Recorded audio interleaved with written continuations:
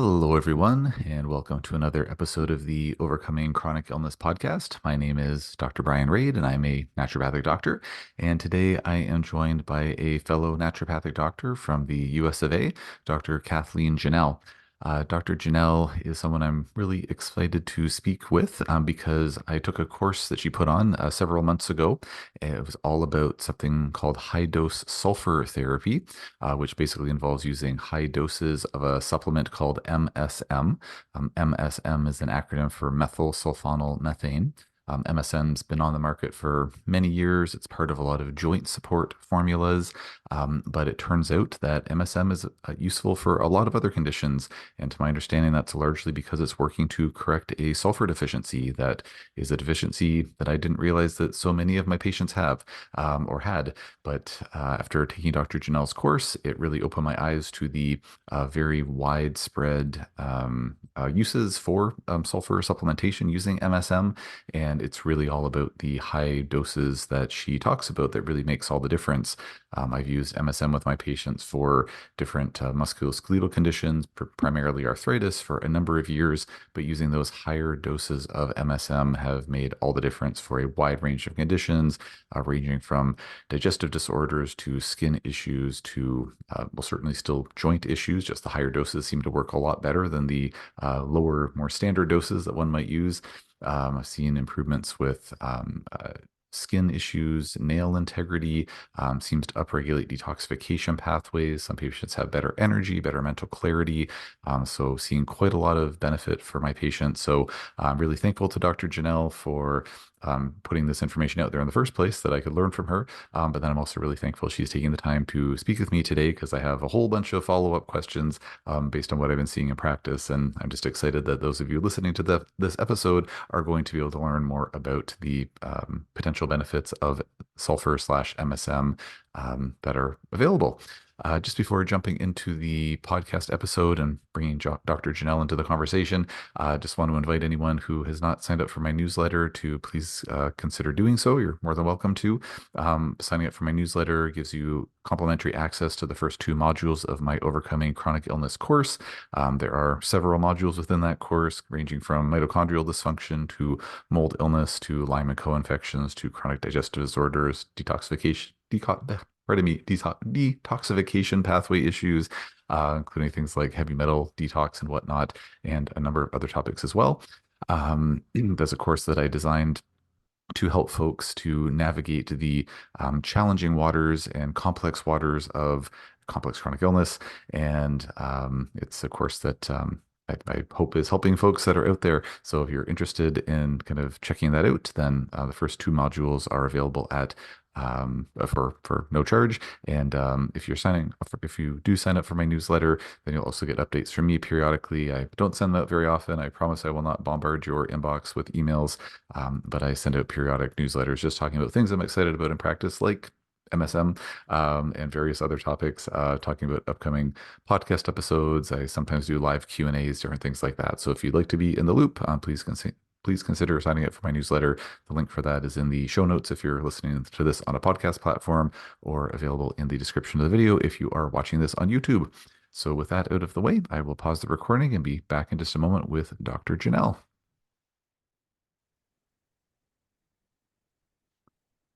All right, folks. Well, welcome back to the podcast. I'm now joined by Dr. Janelle. Dr. Janelle, thanks so much for speaking with me today. You're so welcome. It's great to be here.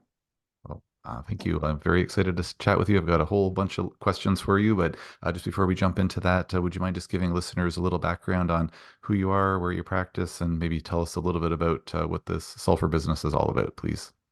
Oh, sure. So I've been in practice for over 25 years, and I was initially in practice on the East Coast in Southern Vermont was where I started my residency and got into more family medicine and pediatrics at that point. When I returned back to Washington after the residency was over, I really started to focus on digestive issues and trying to elucidate some of the natural protocols that we could use to find out what's really going on here and treat our patients successfully without having to go towards a large contingent of pharmaceutical medications, which I found in those days weren't really doing anything anyways. There's a very short list, and a lot of them aren't really effective for any kind of long-term resolution for patients. So I was really started digging around in that area and seeing a lot of digestive patients. And so currently I'm in Seattle and I practice out of Seattle. And how did sulfur come across your radar? It was a personal experience. So all during the time when I was a resident and when I was in medical school, I was having the issue that my patients come to me with now all the time, all over the world. And that's this gassy, bloaty distension that doesn't seem to have any kind of identifiable etiology. And so since I was in naturopathic medical school, I was a resident, I had all of this information, and I knew all the things that I was supposed to do with my diet and with digestive support and everything under the sun. It really didn't matter. It didn't matter if I didn't eat anything. It didn't matter if I just had water. I would have this bloating up in the central abdomen every day. Some people tell me that when they have that sensation, it's cramping and painful. Other people, it's just that uncomfortable distension, but it's basically fermentation, right? It's gas. Something is fermenting inside the intestines that should not be there in the quantities that it is. So I went through the process of all the things I knew, like I said, digestive support, HCl, pancreatic enzymes, ox bile, diet changes, diet testing, microbiome testing. What we had back then in the 90s is not as sophisticated as what we have now, but all of those things I tried. And homeopathics, I tried some antibiotics, I tried antimicrobials, I tried antifungals, both herbal and prescription. Nothing touched it. And I can really relate to my patients when they tell me that, because you kind of like, if this goes on for 10 years, like it did for me, you're always thinking, okay, what's the next thing I'm going to try? You try and you're like, okay, tomorrow it's going to be the day. Tomorrow's going to be the day where I'm going to hit, lunch, and I'm not going to blow up like a balloon.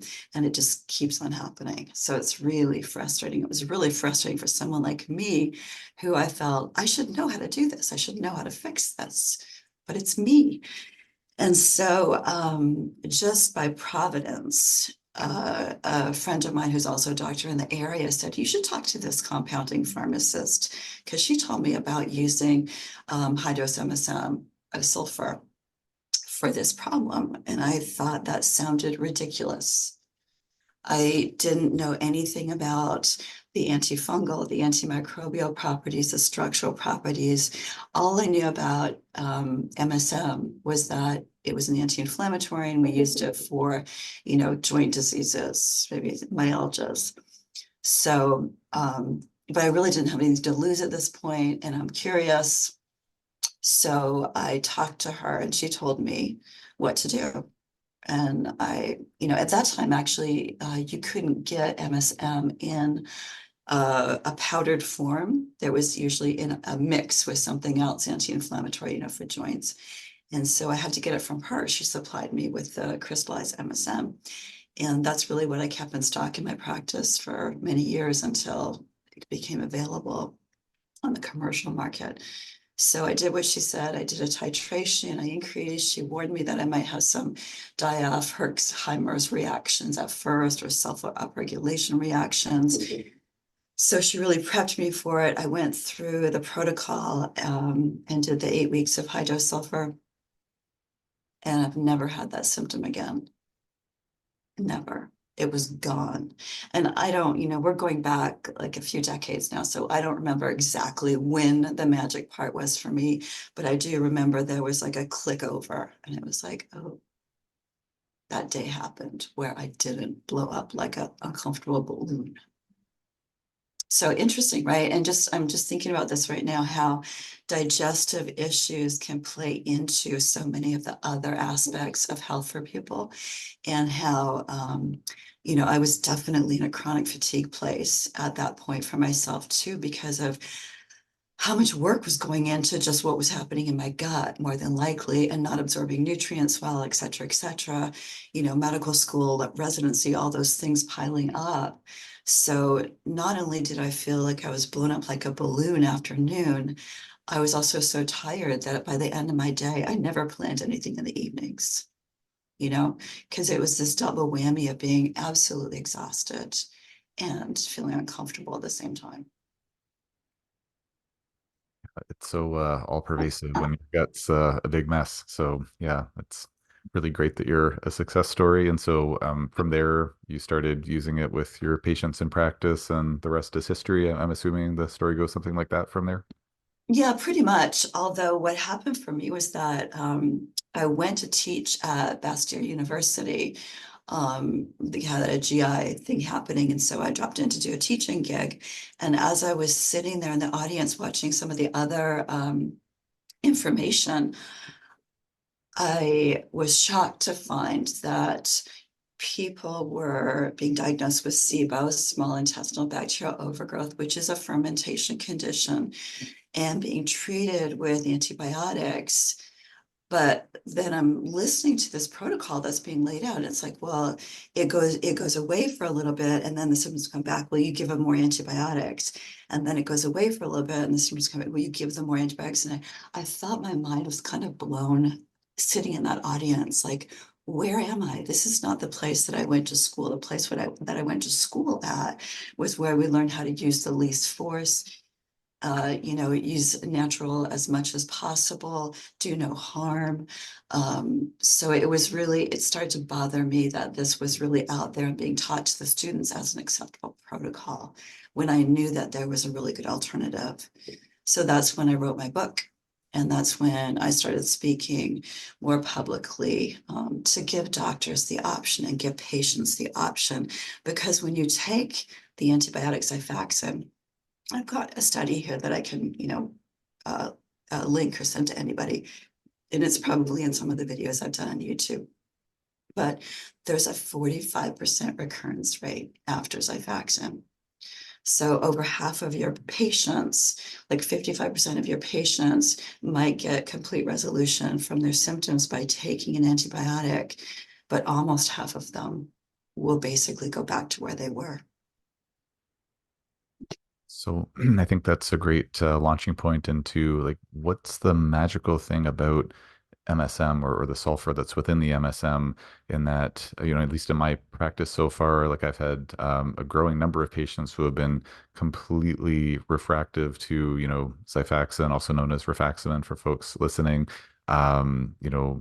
Every herbal treatment you can think of, every diet, etc. So, and of course, those therapies do work well for some folks.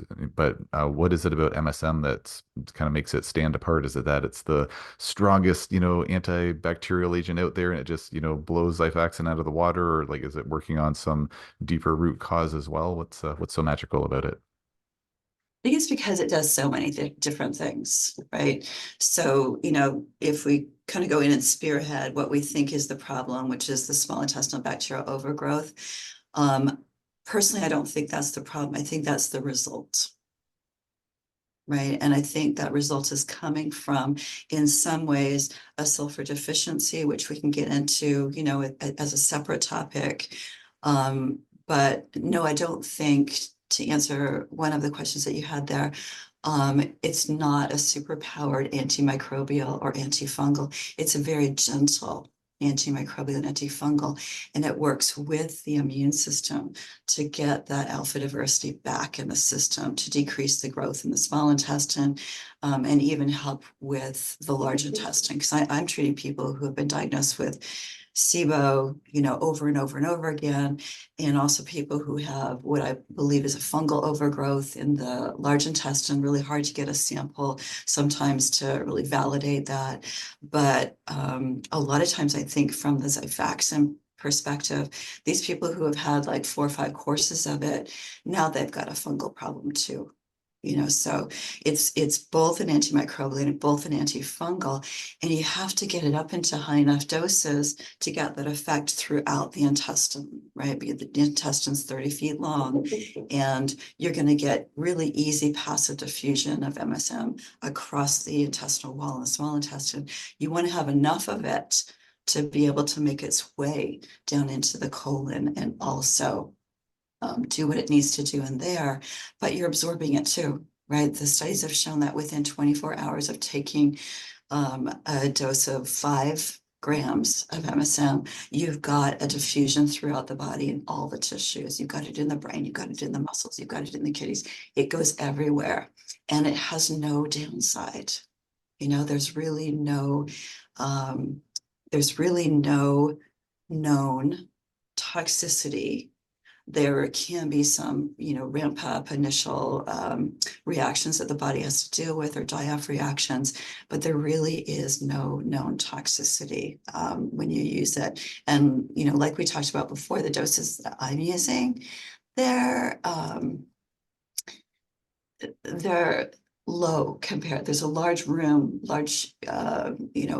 of error. I'm talking about doing a 30-gram dose, and the studies have shown, through the FDA, has shown that it's safe up to 4,000, so 4,000 milligrams per kilogram per day. So if you translate that into a 150-pound person, you're talking about 272 grams per day, and we're doing 30 grams a day. So wide margin of error. It's not even really that high of a dose. I just kind of call it that because it's an unusual dosing. I guess calling it unusual dose sulfur therapy wouldn't have as much of a ring to it as high dose sulfur. So yeah, it's better branding maybe with high dose. Probably not. Yeah. Yeah, yeah. As far as it being able to diffuse through the tissue so easily, I just know some of my listeners are quite discerning, and they're like, that sounds a little too good to be true. But I'm just wondering, I know there's the research literature to validate that, but is it because, to your knowledge, is it because the molecule is so small that it's able to diffuse so easily? Correct. It does not need a transporter. Like if you look at our food, right? Our food breaks down into, take proteins, break down into amino acids. There's a transporter on the cell, on the inner lining of the small intestine for each of those amino acids. They get broken down, building blocks, transported over. Something as small as an MSM molecule does not need to have a transporter, so it's actually able to diffuse into the system without that and then travel through the body. Same thing with hydrogen sulfide, which will probably come up a little bit later when we talk a little bit more about hydrogen sulfide gas. Great. Well, maybe we could circle back around to the sulfur deficiency that you mentioned, because I know when I took the course that you put on through my alma mater, CCNM, Naturopathic College in Ontario, that you spun a very good yarn, talking about how, based on, I think largely on Dr. Stephanie Seneff's work, that a lot of us might be dealing with a sulfur deficiency. And I know for me, one of the things that was really exciting was like, hey, like Dr. Janelle, she seems like a credible doc, trustworthy doc. She's been at it for quite a long time, 25 plus years, and she's seeing all this has all this clinical experience, all these successful cases, treating challenging cases. But just the fact that you were talking about using something to correct a potential deficiency, as opposed to like Dr. Janelle found like, this exotic plant from the middle of the Amazon rainforest. One company has the patent on it, but like, oh, it's been working in all these cases. Like, I love the fact it's not this like, Cinderella story about, some exotic thing. It's more like, oh, we're just correcting this innate deficiency, this, incredibly crucial, component to our physiology. So the deficiency piece really excites me a lot. So would you mind speaking to that a little bit, please? Oh, for sure. And I think the most important thing to build this on is that we don't store sulfur in our bodies, right? So we have these molecules that are useful for us that are always active, right? We're never going to have a store of sulfur. Sulfur is a mineral. It's the fourth most common mineral in our bodies. And we have double the amount of sulfur that we do of magnesium. And then let's look at another mineral, calcium, right? Calcium is stored in our bones. So when we need calcium, we liberate it from the bones. When we have too much calcium, we pack it back in there. Sulfur is not like that. Sulfur is active, right? It's being used for transport. It's being used in glutathione. It's being used in NAC. It's being used in cysteine and then that whole methylation pathway. It's being used as methionine. Methionine is the universal sulfur donor that initiates those pathways.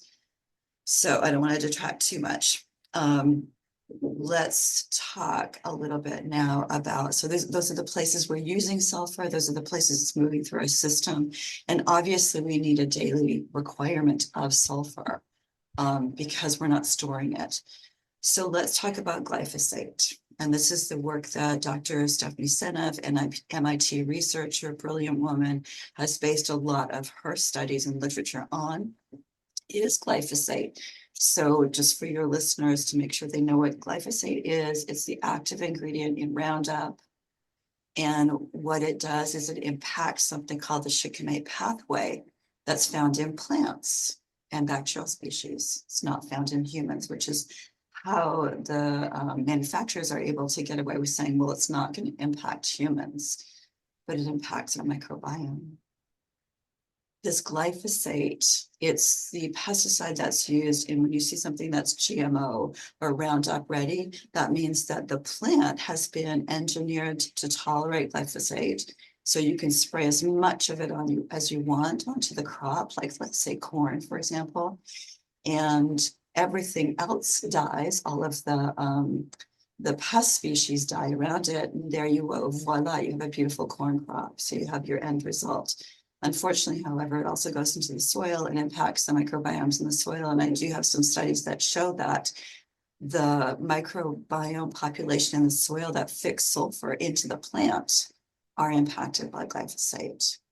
The microbiome species inside of us that actually are helping us metabolize different plant forms of sulfur, the thiols, etc., are impacted by this pathway as well. So we're knocking down the population of that species, which is another reason for small intestinal bacterial overgrowth, right? If you're knocking down certain species, something else is going to take its place. So that glyphosate makes sulfur insufficient in our system, the circulating sulfur insufficient. And that is hard to put your finger on because sulfur is so mobile in our system, right? If you're lacking in calcium, you're going to have weak bones. If you're lacking in sulfur, it's going to be a little more insidious because sulfur does so many things that are functional in our bodies. For example, transport. So the glyphosate makes the sulfur insufficient. And one of the ways it does that is glyphosate is a glycine analog, right? So glycine is one of our amino acids that builds the polypeptide chain that makes a protein. And you could substitute glyphosate right in there as a glycine analog. So when you're doing that during protein synthesis, you're making non-functional proteins, right? And a lot of those non-functional proteins that have been studied with Dr. Seneff are the ones that bind and utilize sulfate. So that's one part of the story. And the other part of the story is that glyphosate will disrupt the enzymes in the bacteria in our digestive system that convert sulfite to sulfate and that convert sulfate into the form that helps to transport things into our body, right? So you get a decrease in the sulfate and sulfite that are able to be used by those good bacteria in our bodies to make methionine so that we can have that methionine. That's only one that they impact, though. They also impact tryptophan, tyrosine, and phenylalanine because those particular species that are using this pathway to make the methionine for us are also making our tryptophan, our phenylalanine, and our tyrosine. So all of that becomes a deficit in our bodies. And those are important neurochemicals that we need. We need those, all of them. And so if all of these things are suppressed, then ultimately that leads to a sulfur deficiency because methionine is the universal sulfur donor. That's where we get all of our sulfur from. in the plant form. I'm sorry, in the animal form. It's from the methionine amino acid. So, as far as like, folks listening, thinking like, okay, so, glyphosate, Roundup, GMO crops, all that. So, if someone's listening to this thinking like, well, I've been eating organic food for the last 10 years, so maybe this doesn't apply to me, what would your response be to that, Dr. Janelle? It's everywhere. It's in the rain. At MIT, they've taken rain samples from all over the world, and it's more concentrated in populations where there's more of a concentration of population, like in cities. But it's everywhere. It doesn't go away, it's everywhere. So if you live on this planet, you are exposed to glyphosate. Babies can be born and be tested and be positive for glyphosate. Even if you eat organic, you're going to get drift even from crop to crop field. There's nothing to protect that from happening. And there's copious amounts of it being used. They don't just use it in the growth process where it actually is incorporated into the tissue of the plant, right? You can't wash it off, it's in there. But in addition to that, it's used after harvest. So, you want to keep your corn fresh or whatever crop it is you're growing, you spray it down with glyphosate in the trucks that are transporting it, in the warehouses that are storing it, so that you continue to have a good crop. It's literally everywhere. Yeah, it's quite unfortunate, some of the choices that our fellow humans have made, because it impacts all of us, and we didn't get a say in it. But yeah, it's quite pervasive to say the least. Just There are bans, actually. Sorry, there are bans in Europe and Mexico. Yeah, I think I remember. I think you showed us a world map during your course. I think of like there weren't many places where it was banned, but there were a few anyways, which was encouraging to see. Yeah. Um, just as a little side note, and actually, sorry, this is a good segue for me to just mention, as per usual, nothing discussed in these podcast episodes, including this one, should be construed as medical advice. This is all for informational purposes only. And if you need medical advice, please talk to your healthcare provider to get that advice. I'm just wondering, I know some docs out there or other clinicians talk about these kind of like glyphosate detox protocols. And I'm just wondering if there's anything that you recommend for your patients or that you think about for like kind of trying to get, I don't know, glyphosate residues out of folks? Yeah, that's a tough question. If it's incorporated into our amino acids, then it's pretty difficult to get rid of it, really. I mean, the answer is banning it. That's bigger than you or I. Um, and glyphosate does move through, like the studies that were done by Monsanto, for example, to show that it's not a problem for us. They show it, you ingest it, it passes through the urine. So you do pretty much, you're getting rid of it all the time through the urine. But it's that part that gets stuck in the building of your body that's really hard to get rid of. So I don't have any kind of amazing protocols besides avoiding, the best you can, avoiding and eating organic foods, avoiding GMO foods if you can. And then all of the healthy things that you and I always promote, like getting outside and getting exercise and getting enough sleep and doing saunas for detox. But if you think about, cysteine being an amino acids being builds proteins, that means that you're getting these things stuck in not only the enzymes, but in the muscle protein. How do you break down muscle protein and detox that? I've heard some folks talk about just like taking in higher dose glycine supplements to try to like, I don't know, fight fire with fire, where it's like, well, if there's a glycine analog in the form of, glyphosate, getting into the body, then, and that's getting picked up and incorporating into proteins. If you mainline glycine into your system, I know a lot of folks, at least around here, take magnesium glycinate, magnesium bound to the amino acid glycine. Um, do you think there's any potential role? Like, I'm not aware of any studies looking at that, but do you think there's any potential role for something like that, or is that too wishful thinking? Let me just say, I would hope so. I would hope that would have an impact. I don't know, and I haven't found anything in the literature. Yeah, yeah, me too.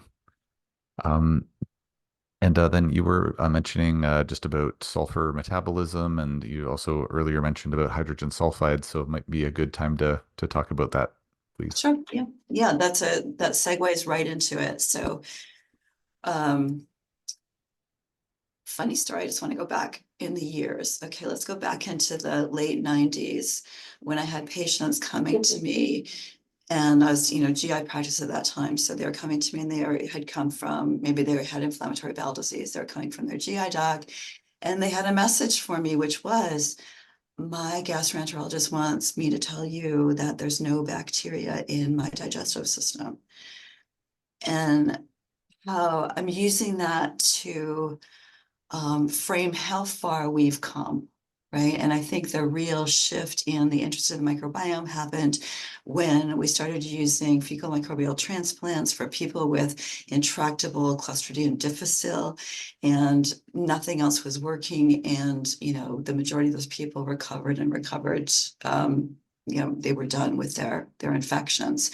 So that put a spotlight on what the heck is in this that is so important to our health. Well, now, fast forward decades later, and we know so much about the microbiome and how it interacts with our bodies and how it's releasing these chemical messengers, these end stage messengers into our body. So our body is literally communicating all the time with the gut microbiome via those chemical messengers.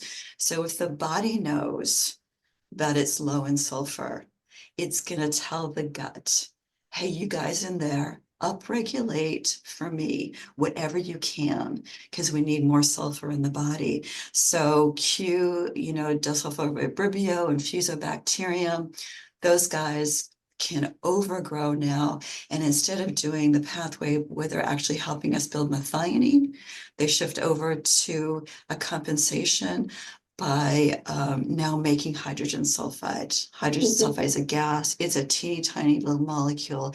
It also diffuses directly into the tissues. Doesn't even have to go through the blood. It's so small. So it's going to go directly into the tissues. It's lighter than oxygen. It's going to head up to the brain. In the brain has a mechanism to convert hydrogen sulfate to sulfate. Hydrogen sulfide, sorry, to sulfate. So it's not a great solution, but it is a solution to get more sulfur in our bodies. So I believe, because of my clinical experience, that a lot of these fermentation syndromes that people have are really based on this sulfur deficiency. And once you give the body what it needs and it's able to downregulate those species that are compensating, you can go back to a healthier homeostasis in the microbiome. On that note, because I've heard, do you know or know of Dr. Greg Nye by chance? Of course I do. Oh, okay. Yeah. So one of the smartest people I've ever met, like just such a amazing guy.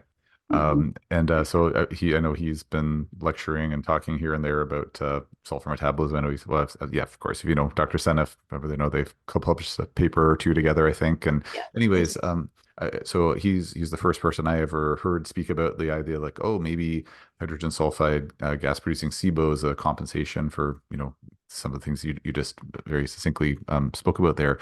And so I'm just wondering because, like in my practice, like I've run like literally like a few thousand lactulose breath tests in my day. We really don't do the trio SPART testing that's out there now that's able to test directly for hydrogen sulfide gas because just the price point here in beautiful Canada is like, works out to with the exchange rate to be around, I don't know, $1,000 or something like that to do a test versus a little over $100 to do a regular lactulose breath test. So we don't really get to see those, but I know, to my understanding, there are, some ways to maybe, not maybe 100% accurately, but some ways get some extrapolation from a standard lactulose breath test where, if there's kind of really kind of like flatline hydrogen, flatline methane, we can maybe extrapolate from that, then maybe there's hydrogen sulfide, then bring in Trio Smart, and it's like, oh no, we can see that even when there is the presence of methane and hydrogen gas producing SIBO, that there can be hydrogen sulfide as well. They can all coexist together in some dysfunctional, happy family kind of thing. And so I'm just wondering, in your experience, where maybe if you've seen more Trio Smarts or tests that are actually looking directly at hydrogen sulfide. Is it quite a prevalent subtype of SIBO? And I'm just wondering where other types of SIBO seem to be more dominant, or is there evidence that there's quite a bit more hydrogen sulfide producing SIBO out there? My population might be skewed just because people are finding me because they know they have a hydrogen sulfide problem based on the Okay, testing. And I can tell you that they respond really well to the treatment, to the high dose sulfur treatment. So that definitely, helps to validate this idea that there's a deficiency. So no, in terms of proportions, most of my patients come to me with a stack of SIBO tests. Right? They'll come to me and they've been through this over and over and over again because I practice in an area where that's the norm, right? The norm is test Xifaxan, test Xifaxan. So people will find me through either, my writing or YouTube or whatever, and they'll say, well, this is really different.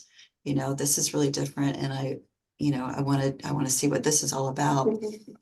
So they'll be pre-tested, right? And a lot of those, again, are going to be positive for the hydrogen sulfide. Not all of them, though. So, and I still get good results. So was that, did it not come up on the test? Was that a false positive? Like, I don't know, but it does seem like the overgrowth of the methanogens and the hydrogen producing bacteria are potentially downstream from that sulfur deficiency as well. And that comes back to creating that alpha diversity within the small and large intestine by replacing that deficiency.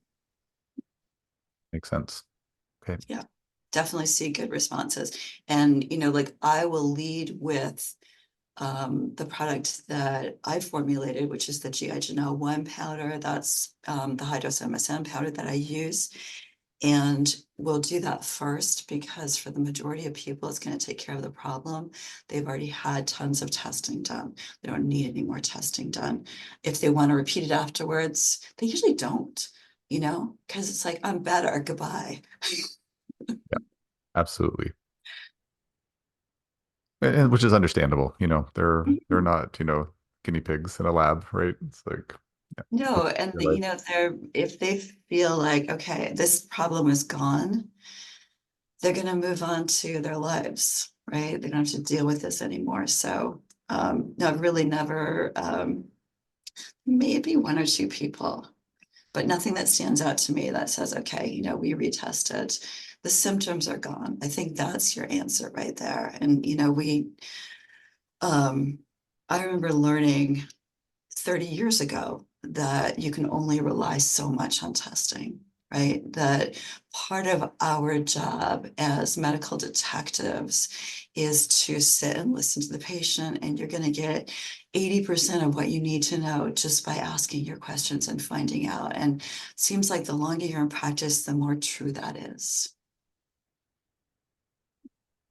Well, if you don't mind, Dr. Janelle, I do have a list of questions here. I know the time's starting to wind down a little bit. And so could I maybe just ask you a few kind of rapid fire questions? So I've Sure been thing. thinking about MSM a lot. As I mentioned to you before we started recording, I've been using this quite a lot in practice since taking your course, which I'm very thankful for.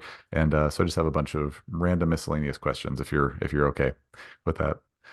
Um, Absolutely. so I'm just wondering if memory serves. I believe that during your course you indicated that while folks could take MSM and divided doses through the day, seems to work comparably well just taking it once a day, like just in one big bolus. So if I did hear that correctly, have you had any patients that do seem to either tolerate MSM better or somehow get better results taking it, say, two to three divided doses through the day instead of all at once? I'll tell you what the compounding pharmacist told me a long time ago. And that was if you get it in within that 24-hour period, that's all you need to do. So if you take it in one dose, or you've divided up into 6 doses, it really doesn't matter. It becomes more of a personal preference.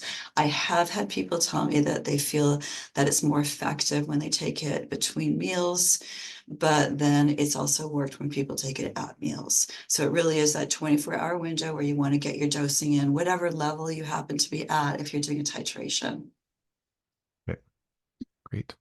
And then again, if memory serves, please correct me if I'm wrong with any of this, but I believe during your course you mentioned that, folks will need to build up to whatever dose they need to build up to, and then they're seeing their therapeutic results, and then they'll, be able to titrate the dose down over time. But then some folks do need to continue to seem to need to take the MSM, longer term or very long term potentially to kind of keep those benefits going, potentially because they are still prone to sulfur deficiency because they're still living in a world with glyphosate, et cetera. And so if I have my facts together there, if that is the case, I'm just wondering, how often do you find that your patients need to stay on some maintenance dose of MSM, like just percentage wise, roughly?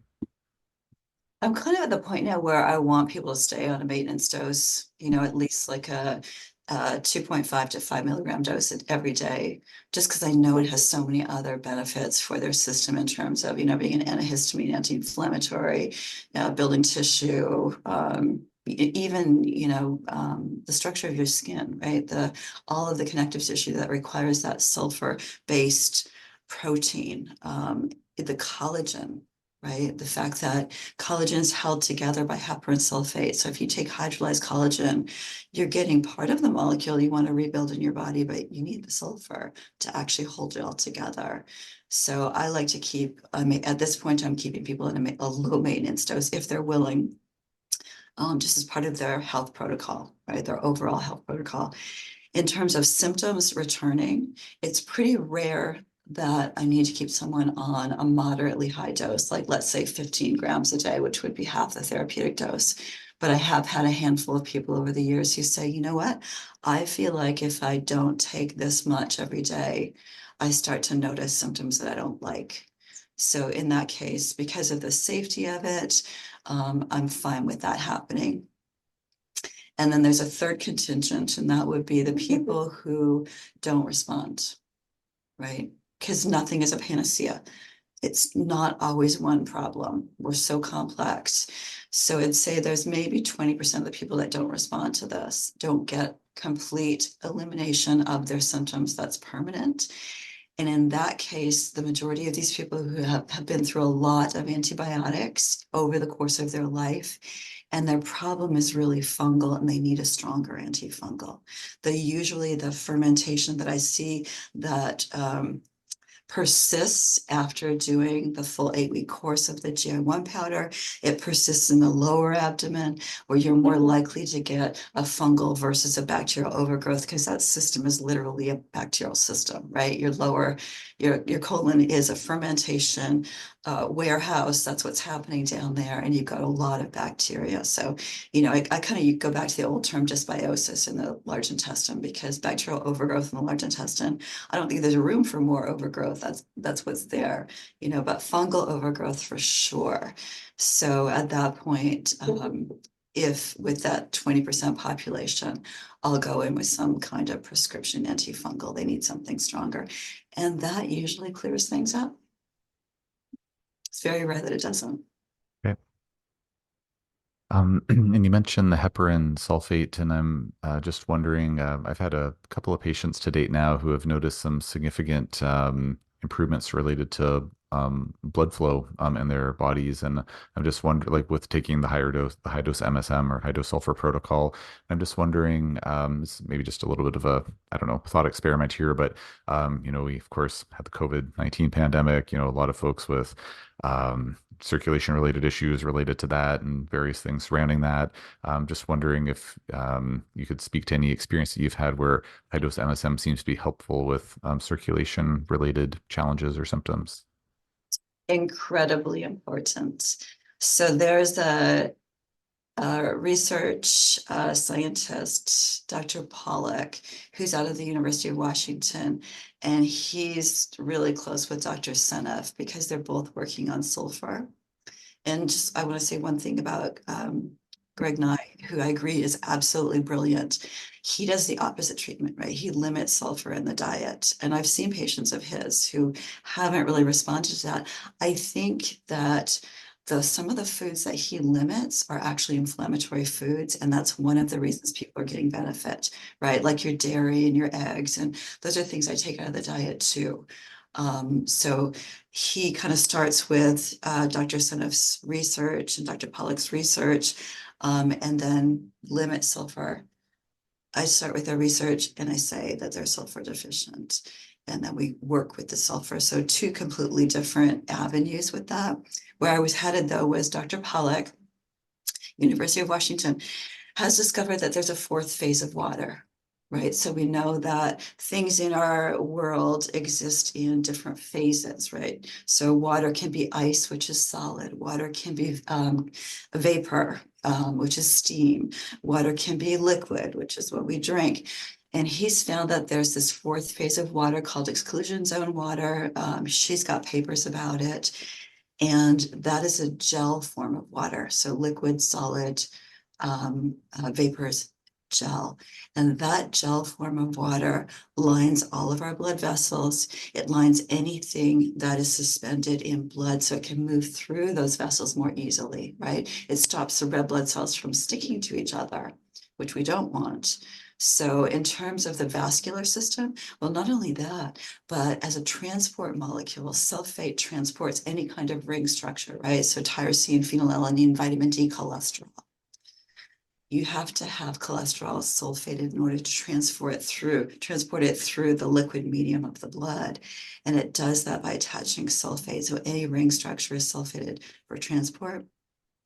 And you can see that I'm trying to make a link there between cardiovascular disease and the impact of having, blood clots, irritation, inflammation, and then packing cholesterol in there as a possible link to, again, a sulfur deficiency, something that wouldn't show up, from moment to moment, but over time has that insidious effect.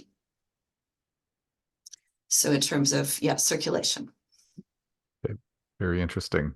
I've just clinically, what are some of the have you had patients report circulation related symptom improvement from MSM dosing?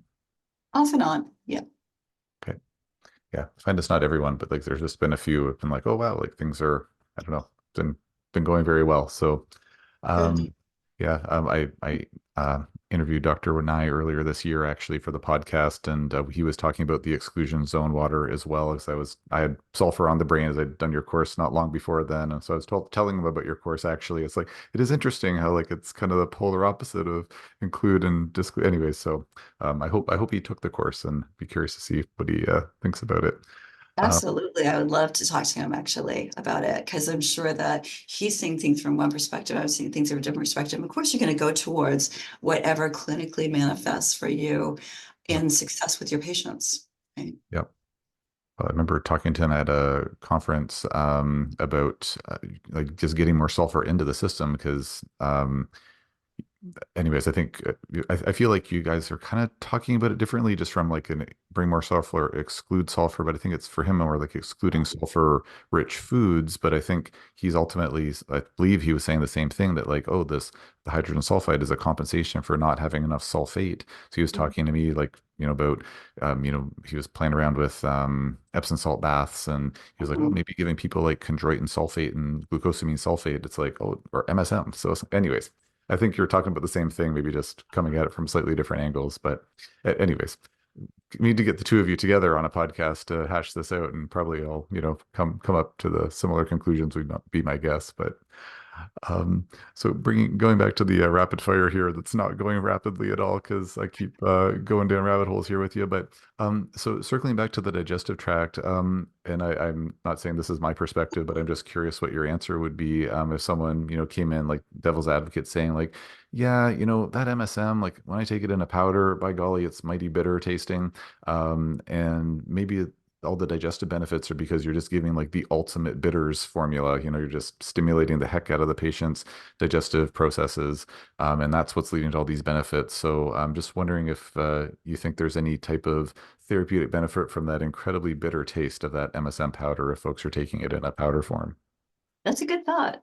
That's definitely a good thought. I mean, certainly bitters are something that we've used for centuries, right? I mean, the aperitif kind of idea of bitters has been around for a long, long time, to stimulate that digestive process. I don't think it could hurt, but I don't think that's entirely it either. And what I base that on is just having tried so many things with patients over the years before I started doing this, and having them use bitter formulas, or having them use HCl or pancreatic enzymes, or combinations of those things, and not really getting the needle moving on the symptoms. So I'm sure it does have some of that bitter effect. And I really like that idea. As a naturopath, I like that idea that we're working with the body's processes. But I don't think that's entirely what's happening. Yeah, I agree for similar reasons as well. Although in the last maybe month or so, I've actually switched my explanation to patients. I would always kind of go into it a bit apologetically, saying like, stuff's great, but like it is pretty bitter, and now I'm saying like, and guess what? And it's bitter, and so you get this bitters effect as well. So Mm-hmm. anyway, so I've switched my mindset on it a little bit. So, anyways, I mean, I'm going to do that too. Good. um, and Make then it a positive. there we go. Yeah. And then another question I have for you, and I've been meaning to get into the biochemistry of this, and I haven't had a chance. But if anyone has, I'm sure you have. Just where MSM, of course, as you know, and for listeners, it's methyl sulfonyl methane, so it's methylated. And I'm just wondering, like, is there any chance that taking MSM somehow contributes to our methylation cycle in a more direct way? No, it can't. And there's a YouTube video up in my channel about that, Okay. where I actually have the methylation cycle behind me and I go through it. But the methylation cycle starts with methionine. Methionine is an essential amino acid. We can't make it, right? We have to get it in our diet or from the bacteria that are helping to convert that methionine in the PAPS cycle in our intestines.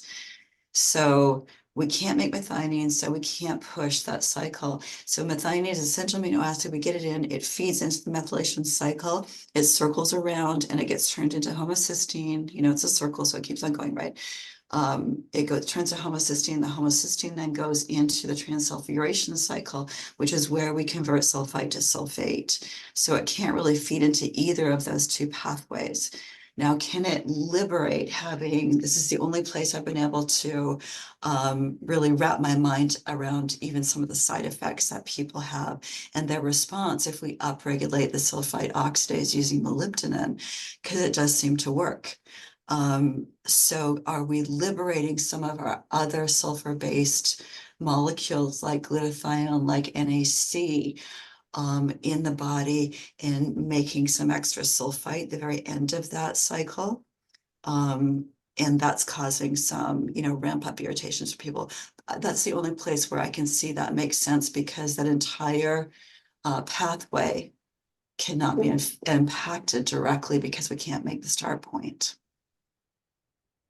So, and I mean, again, I haven't looked into it, so and appreciate feedback here. But just would there be any way that that methyl group from MSM could potentially methylate homocysteine back into methionine, like somehow, I don't know, replacing or circumventing the need for, because like there's the short pathway shunt, like with like the BHMT enzyme getting homocysteine back into methionine through trimethylglycine, the longer around pathway with using, methylfolate and methyl B12, like, is there some way that MSM, like, that methyl could somehow methylate homocysteine? That's kind of the way I was thinking of it more so as opposed to directly intercalating itself in the cycle. Yeah, I think that's a stretch for me, because, we're carbon hydrogen based entities, right? Like the backbone of a lot of our structure is carbon and hydrogen. And methyl methyl group is simply a carbon attached to three hydrogens, and we're getting that in our food all the time in various forms, and we're having that circulate around in our body. So just that, little bit of extra, I guess I would say maybe, but there's so many methyl groups in our body all the time floating around. It's hard to think that that could easily feed into that system where the body would need that in order to, upregulate that system. Well, I appreciate the experiment engagement there. So, been curious about that one. So, thanks for the feedback there. If there was a patient who, for some reason, just could not tolerate taking MSM for some reason, I don't know why they wouldn't be able to, but if they couldn't for some reason, are there any other forms of sulfur that a patient can work with therapeutically, like break into a chemistry lab and just get a hunk of that yellow stinky stuff? There's a toxicity level, right? So in the form of MSM is the safest form.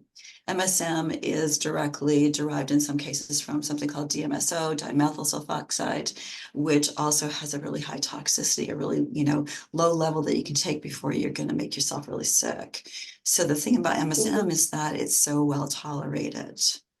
And that's the reason why I use it. Even things like NAC, which, the kids are calling NAC these days. I've never heard of that before. I'm like, what's this NAC? So NAC and glutathione, right? There's these sulfur-based nutrients that we can actually take to upregulate our bodies, but they're they're probably cost prohibitive too, because MSM is really available to people. Um, and in the doses you need to take, right? I can imagine like thinking about a capsule of like liposomal glutathione containing maybe 300 milligrams. So that would be a lot of pills to take in a day. I haven't experimented with that. I just have had so much good luck with using the methylsulfonomethane that I really haven't needed to. I haven't run into anyone who can't tolerate it. Just I like to plan for a rainy day, so I thought I'd ask, but some Oh, yeah. Well, there definitely are some, like I said, there's some ramp up issues for people that almost always go away at the point where things are becoming, digestively, things are becoming much better. Like some people say they're getting headaches. That might be directly from the MSM. Um, that might be from some kind of detoxification reaction that's happening in the brain. I don't know. I've been reading and reading and reading and looking for something direct, but I haven't come across that yet. I have come across some really great antimicrobial and antifungal studies done with MSM, directly done with MSM, that are fantastic. And I can, nerd out for days on those. Um, some people say they get insomnia. All of these things happen at the lower doses and resolve at the higher doses. I've never seen anyone persist there. So I just encourage my patients. It's like, okay, that's a good sign that your body is using this stuff. We'll just slow down the roll, slow and steady. Don't increase your dose until that symptom has resolved. Go up a little bit. If it happens, hold it there, hold your daily dose there until that goes away. And eventually it just stops and they can go up and do a therapeutic dose.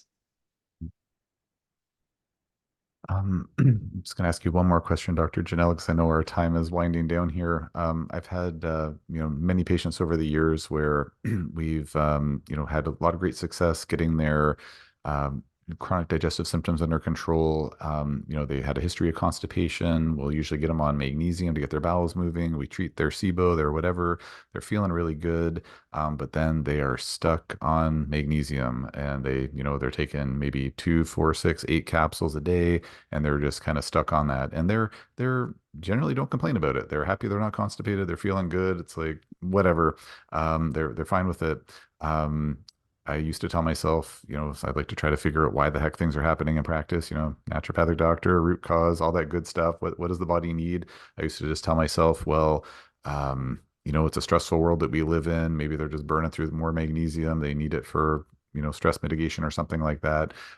But then hearing your lecture and now seeing with my own patients, their magnesium dosages, going down, not needing as much magnesium, some of them not needing it anymore. Like that was one of the most exciting things one of the many things I was excited about with learning from you about this.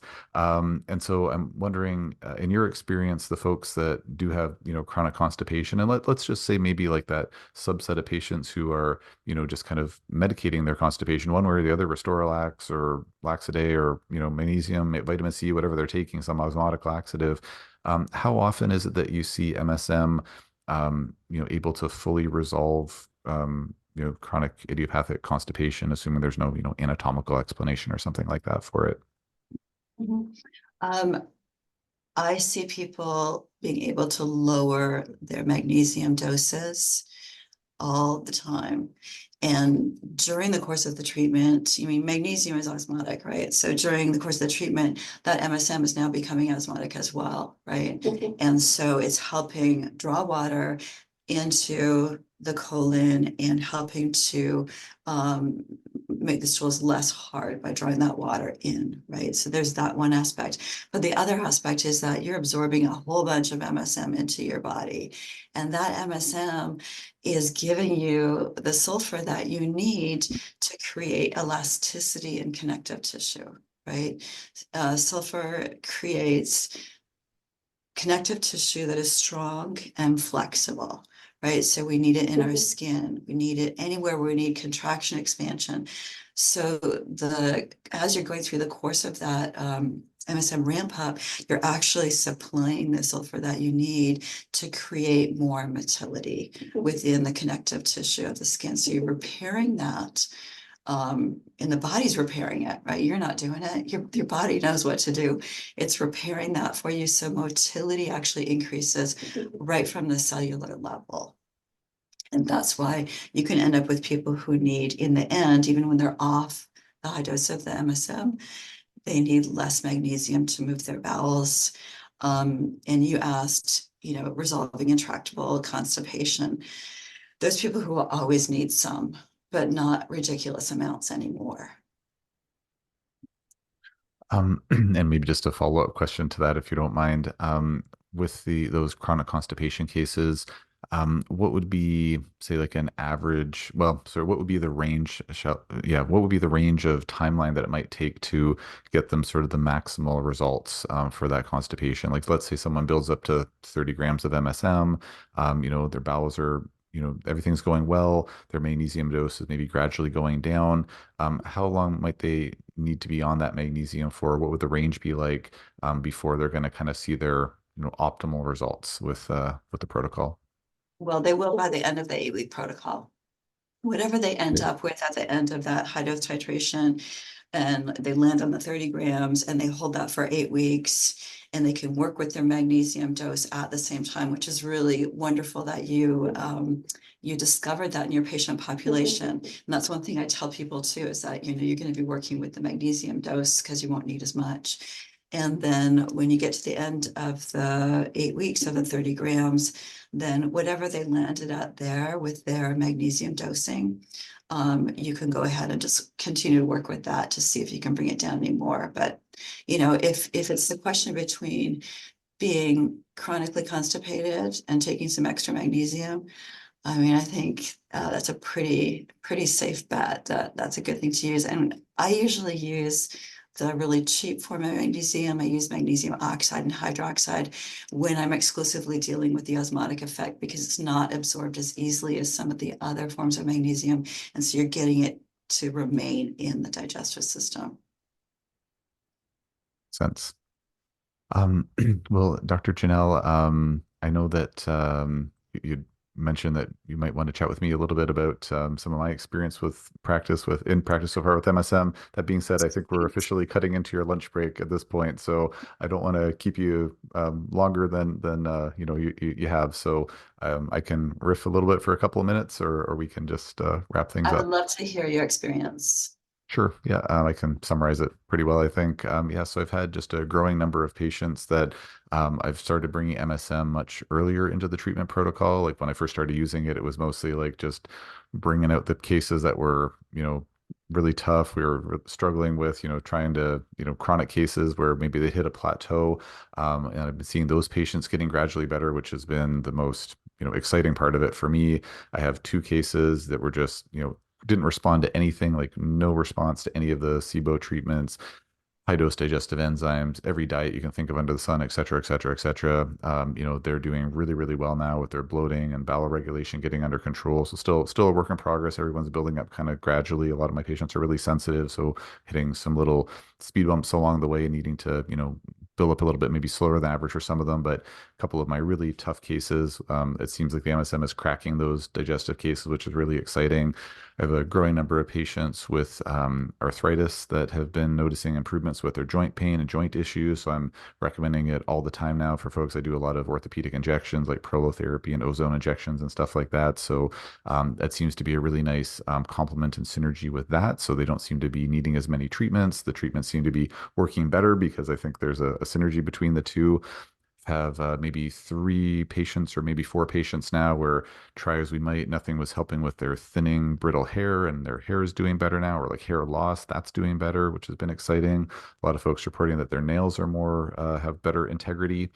I feel like I've got a couple of other good anecdotes too, but those would be the main.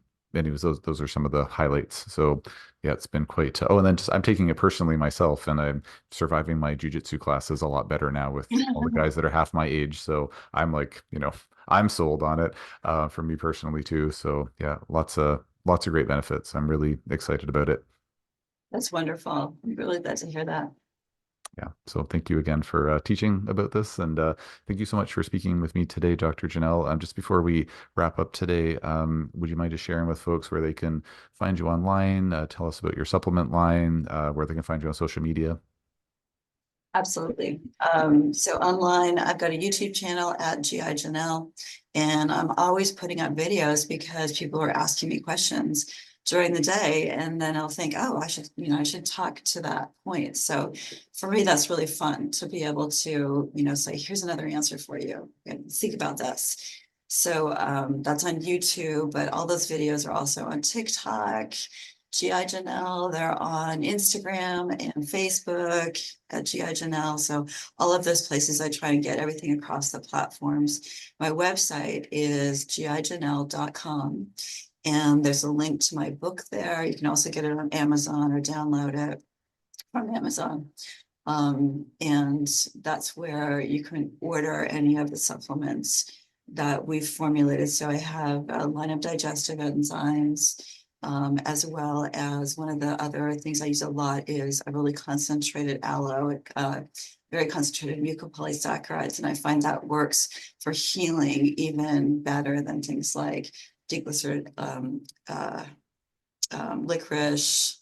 Just lost my train of thought there. And also in the GI1 powder that I formulated, that's got the MSM in there. It's also got a little bit of acacia fiber because I'm trying to gradually get some prebiotic activity in there, as well as some althea and ulmus, which are marshmallow and slippery elm. So those are also helping soothe the gastrointestinal lining. So I use that as a package. So when people are titrating, they're getting more of all of those things together. And right now we can ship any of those. The GI1, we just keep on running out of stock because people are hearing about this, and we can ship anywhere across the US right now. We're working on labeling for Canada, getting a barcode and getting French on the label so we can get it in there. And yeah, that's basically how it's all done online. So all you have to do is go to the website. Okay, great. Well, I will put the links to all of those in the show notes and in the description on the YouTube video. And yeah, thank you so much again for taking the time to chat with me today. It was really, really a pleasure. Thanks. You too. And thanks so much to everyone who listened to this episode of the Overcoming Chronic Illness podcast. We hope you enjoyed it and stay tuned for the next one.